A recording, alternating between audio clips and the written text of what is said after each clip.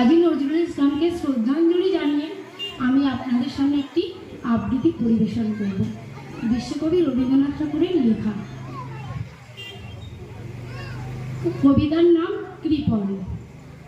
আমি ভিক্ষা করে ফিরতেছিলেন গ্রামের পথে পথে, তুমি তখন চলেছিলে তোমার স্বর্ণরথে। অপূর্ব এক স্বপ্ন সম লাগতেছিল চোখে মম। কি বিচিত্র শোভা তোমার, কি বিচিত্র সাজ। আমি মনে ভাবতেছিলাম এ কোন মহারাজ। আজ শুভক্ষণে রাত পোহালো, ভেবেছিলাম তবে আজ আমারে দাঁড়ে দাঁড়ে ফিরতে নাহি হবে। বাহির হতে নাহি হতে কাহার দেখা পেলেম পথে।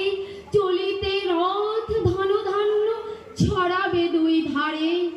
মুঠা মুঠা পুড়িয়ে নেব নেব ভারে ভারে। দেখি সহসা রথ থেমে গেল আমার কাছে এসে। আমার মুখ পানে চেয়ে নামলে তুমি হেসে। দেখে মুখের প্রসন্নতা জুড়িয়ে গেল সকল ব্যথা। হেন কাল কিসের লাগি তুমি অকস্মাৎ। আমায় কিছু দাও গো বলে বাড়িয়ে দিলে হাত। মরে এ কি কথা রাজাধিরাজ, আমায় দাও গো কিছু।